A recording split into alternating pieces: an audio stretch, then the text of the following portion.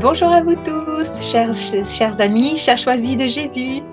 Soyez les bienvenus pour ce nouveau rendez-vous en direct. J'espère que vous allez bien, que vous avez tous passé non pas une, mais deux bonnes semaines avec le Seigneur.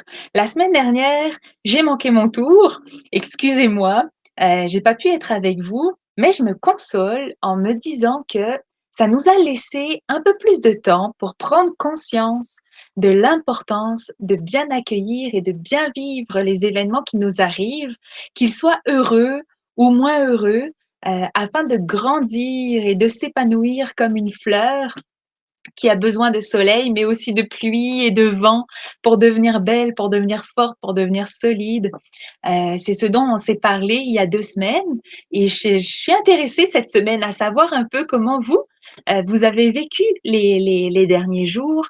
Est-ce que vous avez vécu de ces événements heureux ou moins heureux qui vous ont permis de goûter à la présence de Dieu et de faire grandir, hem, heu, votre foi, de vous faire grandir dans la foi? Alors, si le cœur vous en dit, écrivez-moi et je reviendrai vous lire dans quelques minutes. En attendant, avant d'entrer dans le super sujet du jour, je vous partage l'événement que moi, j'ai à accueillir ces jours-ci pour comprendre la volonté de Dieu, pour y voir sa présence puis et pour grandir dans ma foi. Permettez-moi de revenir sur l'actualité des dernières semaines, qui est un peu la même dans le monde entier. Hem Je sais qu'on est peut-être un peu tanné, fatigué d'entendre parler de la pandémie du coronavirus et c'est normal, ça commence à faire vraiment longtemps que ça dure, ça vient avec beaucoup de sacrifices aussi. Mais je vous partage qu'ici, au Québec, en Église, on vit des temps difficiles. Chaque jour depuis 2 semaines, le gouvernement annonce des nouvelles mesures sanitaires dans le but de contrer la deuxième vague de la pandémie. Et les lieux de culte sont pris dans le tourment d'un reconfinement partiel. Plusieurs régions au Québec sont en zone rouge. On est ailleurs, vous le dites peut-être autrement, mais nous, c'est le plus haut palier d'alerte par rapport, à la pandémie et ça signifie pour nos églises que seulement 25 personnes peuvent participer aux célébrations ou aux rassemblements de prière. Ça, c'est pour l'instant. Peut-être qu'à un moment donné, ça on va décider de tout fermer tout simplement. Alors c'est une épreuve, au d'autant plus que partout, il y a de grands efforts qui ont été faits pour mettre en place toutes les dispositions sanitaires nécessaires afin de pouvoir célébrer ensemble. Personnellement, vous le savez peut-être, je suis catéchète. Je donne de la catéchèse aux enfants, aux adolescents, je les prépare, à vivre leur sacrement et je suis actuellement en train de préparer de merveilleux ados à vivre leur sacrement de confirmation. Et toutes ces contraintes sanitaires, elles viennent chambouler toute notre préparation. Ces jeunes pour qui la confirmation était déjà prévue au printemps dernier, qui a été finalement reportée à cet automne, sont en train de se préparer pour ça et savent que probablement, ils vont devoir encore la remettre à nouveau parce que tout peut fermer n'importe quand. C'est triste, mais pour ne pas nous décourager, pour ne pas tout laisser tomber, on doit se demander ce que le Seigneur veut dans tout ça, ce qu'il a à nous apprendre. Alors moi, je n'ai pas toutes les réponses, mais je peux vous parler de ce que je vois. Avec ces jeunes qui se préparent à la confirmation, on apprend à accueillir chaque jour comme il vient, comme Jésus a accueilli les événements dans sa vie, les imprévus.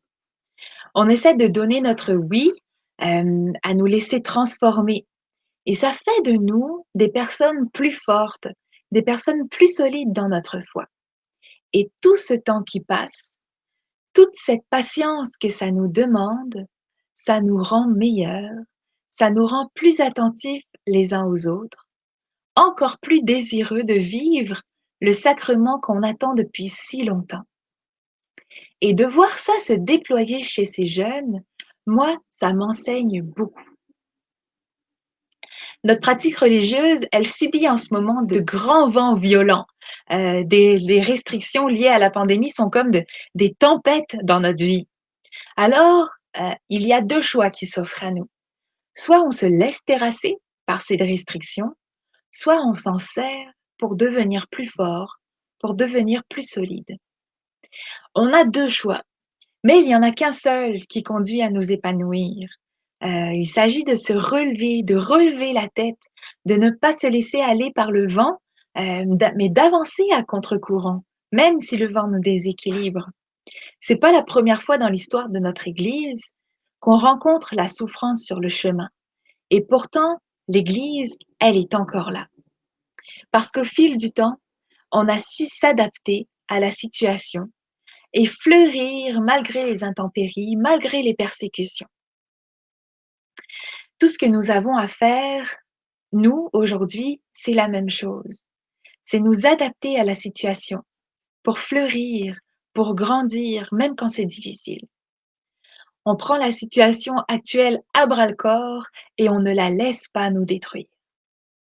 Alors, moi, c'est l'événement que j'ai à accueillir en ce moment et je demande à l'Esprit Saint, et on peut lui demander ensemble, Esprit Saint, inspire-nous, éclaire-nous, inspire-nous les bons mots, les bons gestes à poser pour exprimer notre espérance chrétienne dans la justice, dans la paix. Et c'est bel et bien un moment moins heureux qu'on vit en ce moment. Il y a mille et une manières de bien vivre ce moment. Et ça nous appartient d'en faire une occasion pour nous épanouir. Parce que l'amour de Dieu, lui, il continue de se donner. Alors soyons de ceux qui le recevons, qui continuons à le recevoir et à le transmettre par mille et une façons les plus originales. C'est notre plus belle mission actuellement, c'est notre plus beau témoignage. Alors je ferme cette parenthèse d'actualité. Et ça y est, on entre dans le sujet du jour. Je vous souhaite à tous vraiment la bienvenue. Je suis contente de vous retrouver. Merci d'être là. Merci à chacun. Je vois pas les commentaires malheureusement, mais Frances nous dit bonsoir Anicia et les choisis de Jésus. Bonsoir Frances. Je vais d'être avec vous. On ferme cette petite parenthèse d'actualité et on entre dans le sujet du jour. Alors merci chacun d'être là. Aujourd'hui, si vous le voulez bien, pendant ces quelques minutes, je vais continuer de m'émerveiller avec vous de tout l'enseignement que nous procure la nature au fil des saisons. Aujourd'hui, on va parler de couleurs. Peut-être un peu surprenant comme sujet, mais vous allez voir, on va parler des couleurs de l'amour. Pour les Québécois, c'est peut-être pas une surprise que je parle de couleurs, parce que nous venons de vivre ici, au Québec, un début d'automne absolument magnifique, avec toutes les couleurs dans les arbres qui, je pense, ça a été dans mes plus beaux automnes depuis que je suis au Québec. C'était vraiment de toute beauté.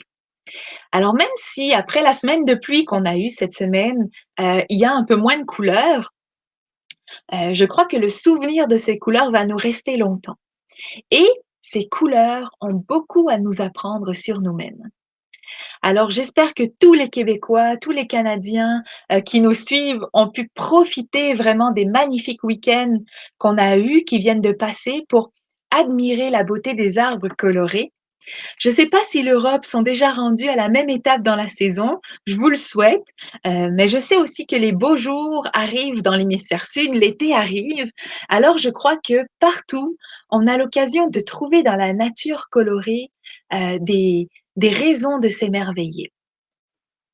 Moi, les couleurs, cette semaine, m'ont beaucoup fait méditer.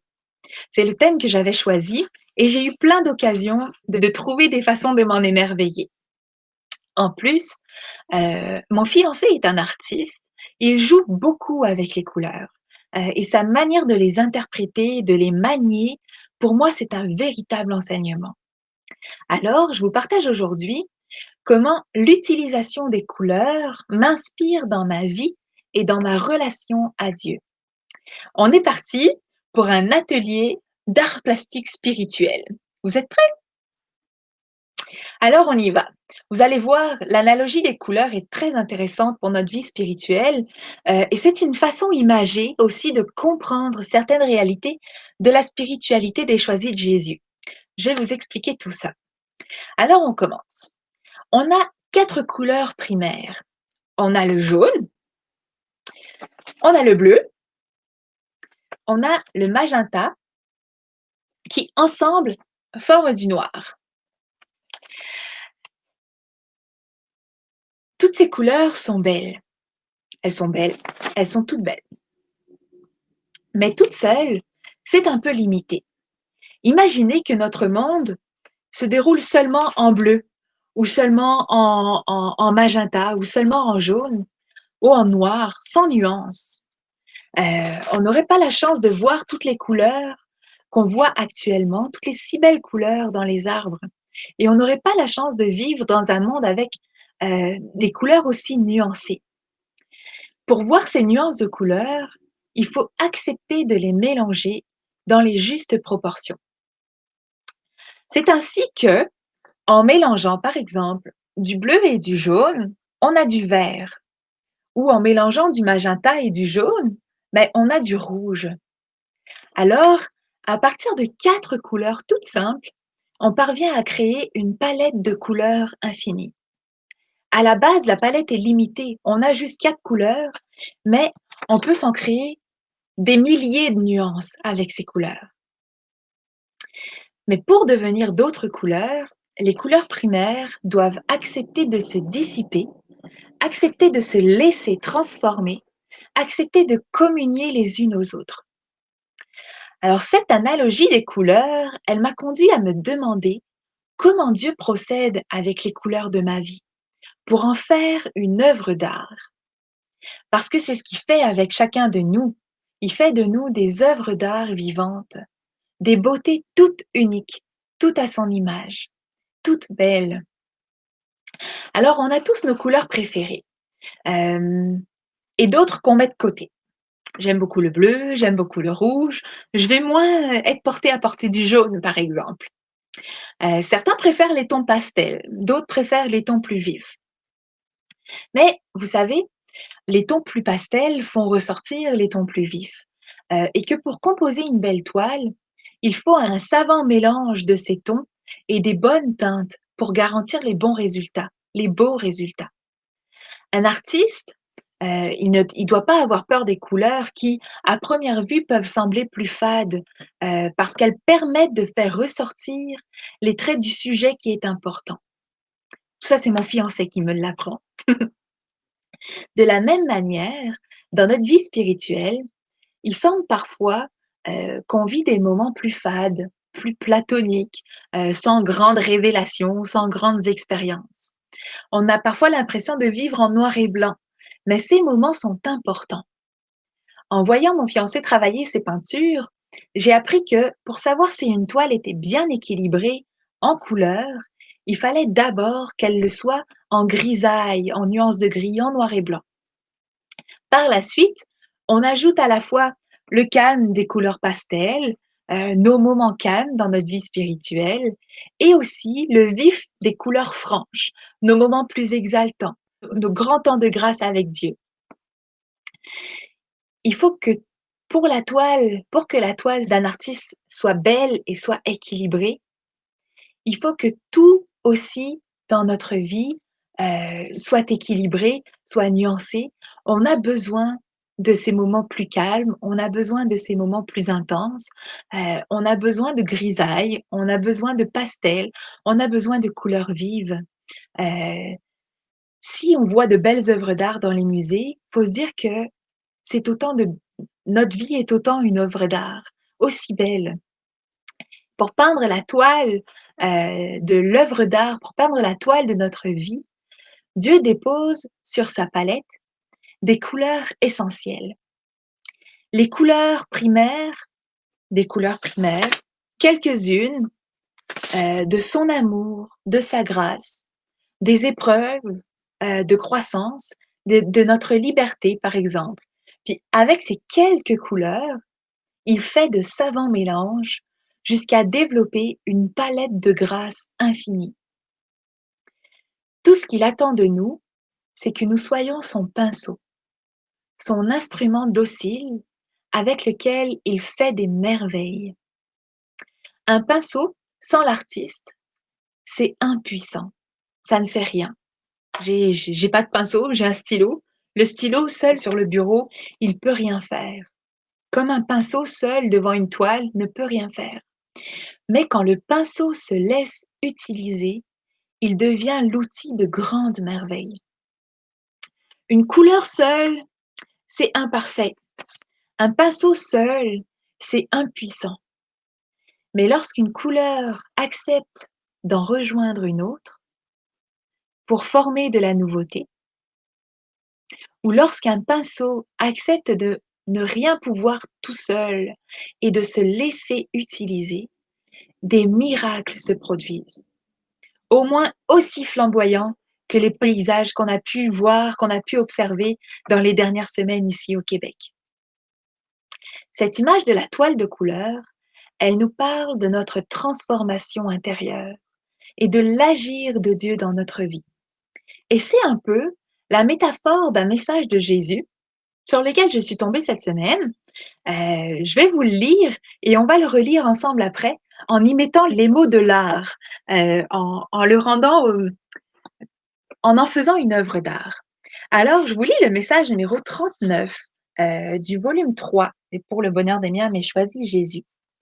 Ça s'intitule, vous allez comprendre, Le Père utilise des instruments imparfaits pour réaliser de grandes choses. Alors je lis. Jésus nous dit, Mon tout petit, toi que j'ai choisi pour une belle et grande mission, tu es bel et bien témoin de multiples transformations opérées en toi. Même si d'autres transformations sont à venir, tu es en mesure de te voir utilisé pour rejoindre d'autres cœurs. Cela fait partie des grandes merveilles de notre Père, d'utiliser des instruments encore imparfaits pour réaliser de très grandes choses, et ce, uniquement par leur consentement. Aujourd'hui encore, tu seras témoin de mon agir. C'est souvent à travers ta faiblesse, ta vulnérabilité et tes présumées erreurs que je peux davantage passer pour rejoindre les autres. Plus tu te reconnais petit, plus l'amour du Père peut entrer en toi. Plus l'amour est présent en toi, plus il peut passer à travers toi pour rejoindre d'autres cœurs. Ta présence devient lumière pour les cœurs qui cherchent Dieu. Alors, autrement dit, on pourrait lire ce message de cette manière poétique. Je ne change pas les mots de Jésus, je l'interprète simplement à la lumière de ce que je vous partage aujourd'hui, des couleurs et de Dieu qui est un artiste. Il aurait pu aussi nous dire, Mon tout petit, toi que j'ai choisi pour une belle et grande œuvre d'art, tu es bel et bien témoin des multiples transformations opérées sur la toile de ta vie. Même si la toile est inachevée, tu es en mesure de rejoindre d'autres cœurs par ta beauté. Cela fait partie des grandes merveilles du Père d'utiliser des instruments encore imparfaits pour réaliser de grandes choses, et ce uniquement par leur consentement. Dieu n'a pas peur de notre faiblesse. Dieu n'a pas peur de notre petitesse ou de notre impuissance. Au contraire, il est tout disposé à en faire les couleurs imparfaites avec lesquelles il crée une œuvre parfaite. Il n'attend pour cela que notre consentement à le laisser agir, à le laisser peindre la toile de notre vie avec le pinceau que nous sommes. Et il passera par les couleurs de notre vie qui seront tantôt pastel, tantôt vives, parfois il y aura de la grisaille, parfois il y aura des couleurs qu'on aime moins. Mais en les mélangeant, en les associant les unes aux autres, il nous montrera à quel point notre vie peut être une œuvre d'art et à quel point aussi on peut avoir besoin des uns des autres pour créer de nouvelles couleurs. Il nous apprendra que toutes ces couleurs sont belles et que tous les pinceaux sont utiles. Il n'y a rien de trop faible ou de trop inutile pour Dieu. Dieu se sert de nous quand on lui donne notre consentement pour faire de notre vie quelque chose de merveilleux. Vous en pensez quoi? Alors, Patricia nous dit, c'est une grande joie de pouvoir mettre en pratique ce qui nous est transmis par vos enseignements. Merci beaucoup. Alors Patricia, cette semaine, on sort la toile de notre vie, on devient des pinceaux et on laisse l'artiste agir. Merci beaucoup. Oui, tu vas faire de nous des artistes de l'amour. Oh, c'est pas moi qui va faire. Je pense bien que le bon Dieu va s'en occuper d'une meilleure manière encore, vous allez voir. Et oui, bah, si c'est ça qu'on doit devenir, devenons des artistes de l'amour. Utilisons toutes les couleurs qui sont à notre disposition pour ça. Bernadette nous dit: guide-nous, Seigneur Jésus-Christ, nous t'aimons et nous avons besoin de toi. Merci. On va la reprendre, la prière, tout à l'heure, quand on va déposer tout ça dans le cœur de Dieu. Merci beaucoup. Bel enseignement à comprendre les voies impénétrables de Dieu. Ah, les voies impénétrables de Dieu. Impénétrables, mais en même temps, quand on est disposé à découvrir le Seigneur, il se laisse découvrir, il se laisse trouver. Et rappelons-nous que nous sommes à son image, et qu'en nous laissant transformer, c'est vraiment lui qu'on devient, c'est vraiment lui qui agit à travers nous. Voilà. Une relation d'intimité entre l'artiste et Jésus-Christ. Merci Rolande. Oui, une relation d'intimité. C'est ça qu'on crée. C'est ça qu'on essaie de créer par toutes sortes de manières. Je disais tout à l'heure à Nancy que j'essaye de prendre la spiritualité par plusieurs angles, de mettre des mots nouveaux dessus pour que justement notre relation d'intimité, on puisse la vivre vraiment avec ce qu'on est chacun. Même si on est tous différents, il y en a qui c'est la musique qui les rejoint, d'autres c'est l'art, d'autres c'est la lecture, d'autres toutes sortes de choses. Ben, en essayant de comprendre la spiritualité par tous ces moyens-là, on, on fait grandir notre relation d'intimité avec Dieu. Et c'est ça qui est important. Merci Anicia, c'est très bel enseignement, c'est très enrichissant. Merci Frances. C'est parce que vous êtes là, hein, c'est vous qui nous inspirez. Alors, avant de se laisser, que diriez-vous de faire monter notre prière vers Dieu, vers l'artiste avec un grand A, vers le Créateur? Donnons-lui ensemble notre consentement à nous laisser utiliser, à nous laisser transformer pour devenir ce que nous sommes, pour devenir des êtres d'amour à son image. Alors faisons du chant qu'on va faire ensemble une prière sincère, un oui à le laisser agir dans notre vie.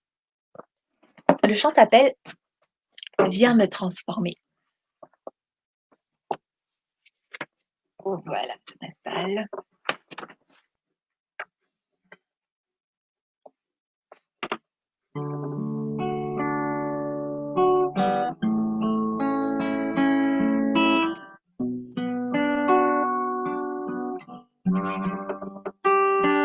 Seigneur Jésus, tu es l'artiste. Tu es le créateur. Et tu nous demandes notre oui pour nous utiliser, nous, les pinceaux avec lesquels tu veux peindre la toile de notre vie.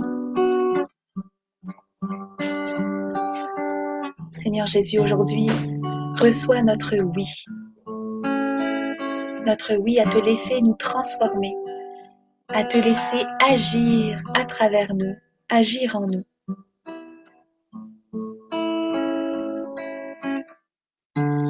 Viens me transformer, viens tout diriger, prends la place qui te revient.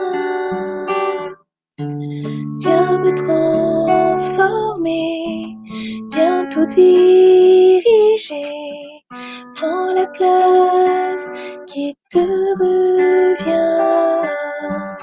Vois mes bras tendus vers toi. Vois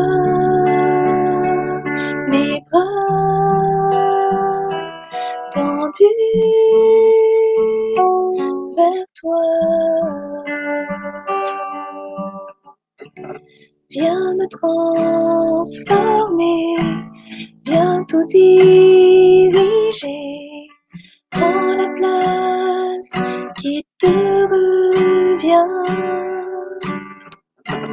viens me transformer, viens tout diriger, prends la place qui te revient.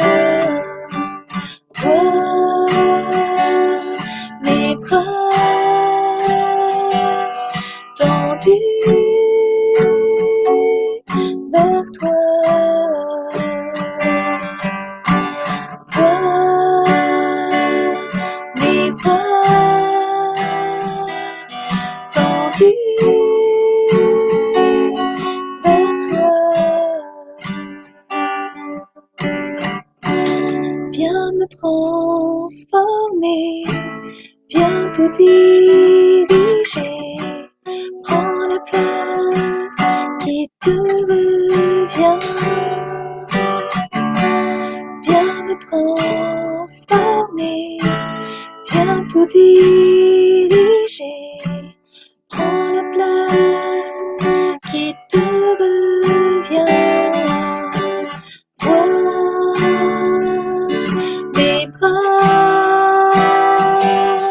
tendus vers toi. Vois mes bras tendus vers toi.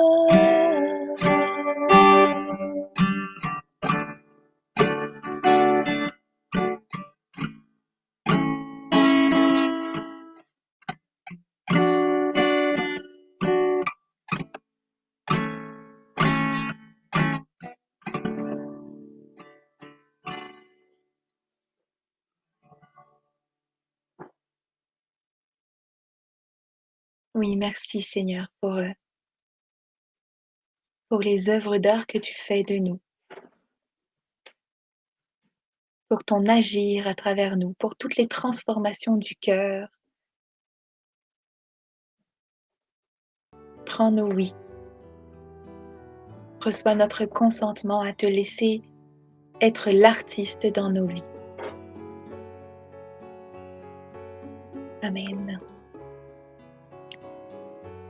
Alors merci à vous tous de nous avoir suivis une fois de plus aujourd'hui. Je vous souhaite une semaine artistique. Soyons à la fois la toile, le pinceau et la couleur, des instruments au service de l'artiste, au service du créateur. Laissons-nous transformer. Soyons témoins de cette transformation aussi pour ceux qui nous entourent, pour ceux qui sont sur notre route. Alors je vous souhaite à toutes et à tous une très belle semaine. Prenez soin de vous.